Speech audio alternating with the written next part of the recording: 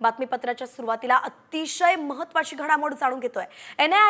NIAचा प्राथमिक अहवाल तयार झालेला आहे आणि लवकरच केंद्रीय गृह मंत्रालयाकडे NIAचा हा अहवाल सादर केला जाणार आहे। अधिकची अपडेट जाणून घेत आहेत आमचे प्रतिनिधी प्रमोद जगताप यांच्याकडून।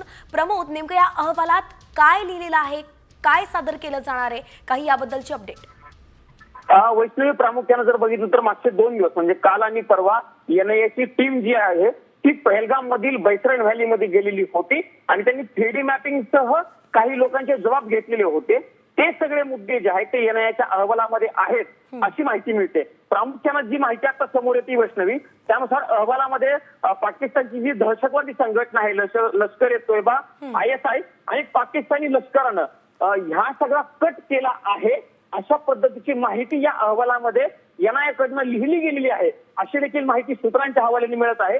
साधारणतः 150 लोकांची चौकशी या ठिकाणी NIAने केलेली होती आणि ते देखील मुद्दे या अहवालामध्ये आहेत। पुढच्या काही दिवसांमध्ये NIA आपला हा जो अहवाल आहे तो केंद्रीय गृह मंत्रालयाकडे सादर करणार आहे आणि त्यानंतर पुढच्या गोष्टी ज्या होणार आहेत, पण 2 दिवसांचा तपास आणि त्यानंतर तयार केलेला अहवाल अत्यंत महत्त्वाचा आहे असं आपल्याला एक प्रकारे म्हणावं लागणार आहे। नक्कीच प्रमोद, हा अहवाल अतिशय महत्त्वाचा आहे। जरी प्राथमिक असला तरी अनेक अँगल्सनं तपास करण्यात आलेला आहे आणि तोच आता गृह मंत्रालयासमोर मांडण्यात येणार आहे। याची सविस्तर अपडेट नंतर सुद्धा आपल्याकडून घेत राहू। तुर्तास धन्यवाद।